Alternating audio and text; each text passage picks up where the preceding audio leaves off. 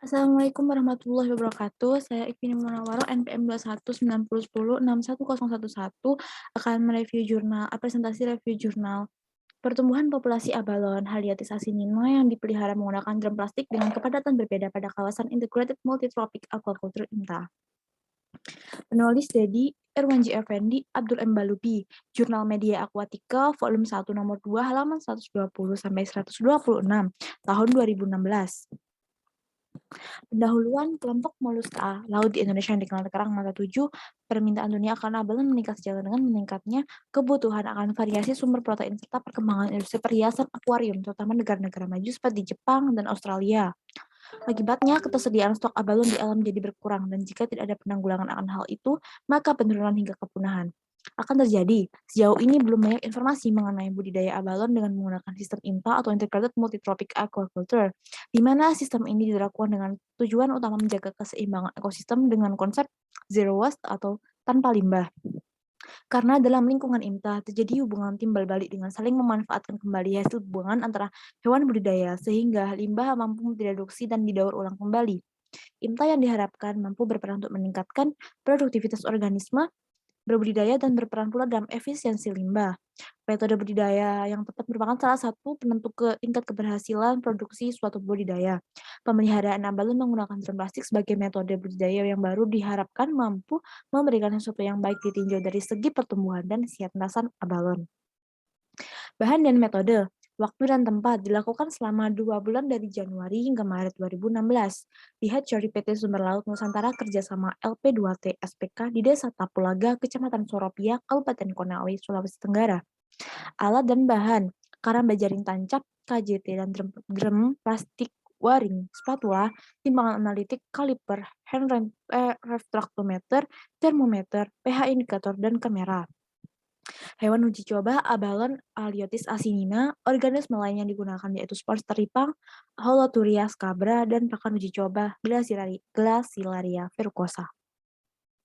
Prosedur penelitian, perehaban karamba jaring tancap untuk wadah area sistem IMTA, pengadaan rumput laut sebagai biofilter, pembuatan wadah pemeliharaan organisme dan diberi pemberat, dilakukan sampling hewan uji coba. Pemeliharaan hewan uji coba dilakukan selama 60 hari. Pengambilan data setiap 30 hari sekali dan pemberian pakan setiap 2 hari dengan dosis pakan 20% dari bobot tubuh abalon.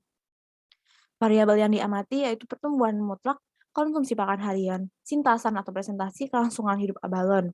Analisis data diperoleh, kemudian dilakukan menggunakan analisis regresi dengan komputer software SPSS 16,0 untuk mengetahui pengaruh perubahan panjang dan berat populasi abalon. Hasil dari pengamatan itu, histogram laju pertumbuhan mutlak panjang cangkang juvenil abalon Haliotis asinina pada populasi A itu 0,48 mm, populasi B 0,2 mm, dan populasi C 0,08 mm. Pada pertumbuhan mutlak berdasarkan bobot tubuh abalon Haliotis asinina populasi A 1,40 gram, B 0,40 gram, dan C 0,01 gram. Pada populasi konsumsi pakan harian, histogram mengonsumsi pakan harian populasi A yaitu 2,45 gram individu per hari, yang populasi B 2,204 mm per hari dan gram per hari, dan C 2,133 gram per hari, individu per hari maksudnya.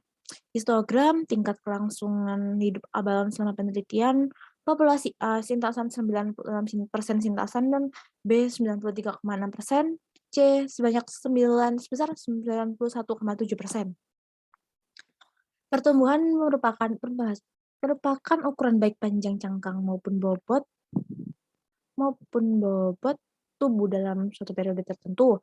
Pertumbuhan mutlak panjang cangkang terjadi pada populasi A dengan nilai 0,48 mm.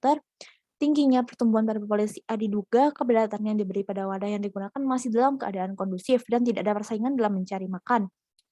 Kepadatan akan memberikan pengaruh persaingan untuk mendapatkan sumber daya yang sama dalam satu ekosistem. Dari hasil penelitian pada populasi A sebesar 1,40 gram, merupakan pertumbuhan mutlak bobot tubuh tertinggi dari ketiga populasi.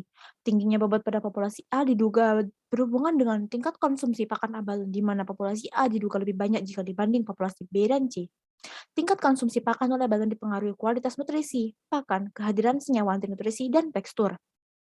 Pemeliharaan abalon menggunakan drum plastik pada kawasan IMTA tidak memiliki perbedaan yang signifikan di tinjau dari pertumbuhan bobot tubuh.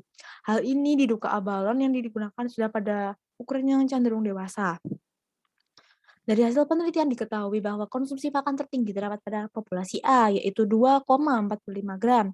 Dari ketiganya tidak menunjukkan konsumsi pakan yang hampir sama. Dari ketiganya menunjukkan konsumsi pakan yang hampir sama. Hal ini karena jenis pakan yang diberikan adalah sama, yaitu Arga gracilaria verrucosa. Jenis pakan ini merupakan pakan yang baik untuk pertumbuhan abalon. Tingkat konsumsi pakan oleh abalon dipengaruhi kualitas nutrisi pakan, kehadiran senyawa anti nutrisi, dan tekstur. Abalon dapat mencerna rumput laut karena memiliki enzim yang dapat mendegradasi selulasa yang merupakan unsur jaringan dinding sel. Rumput laut seperti enzim selulasa dan pektinase. Sintasan merupakan presentasi jumlah abalon yang hidup dalam waktu tertentu. Populasi A menunjukkan sintasan sebesar 96%, populasi B sebesar 93,6%, dan populasi C 91,7%.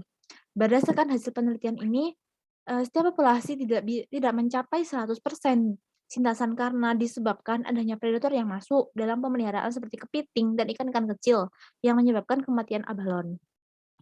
Kesimpulannya yaitu pertumbuhan mutlak panjang cangkang tertinggi pada populasi A karena pada populasi A kepadatan masih kondusif dan tidak ada persaingan pakan. Pertumbuhan mutlak bobot tubuh tertinggi pada populasi A karena dipengaruhi kualitas nutrisi pakan dan kehadiran senyawa anti nutrisi dan tekstur. Berdasarkan analisis uji T terhadap pertumbuhan panjang cangkang, perlakuan A dan B tidak berbeda nyata, sedangkan perlakuan A berbeda nyata dengan perlakuan C. Pada populasi A, konsumsi pakan tertinggi karena jenisnya yang bagus dalam pertumbuhan. Sekian presentasi dari saya, kurang lebihnya mohon maaf. Wassalamualaikum warahmatullahi wabarakatuh. Terima kasih.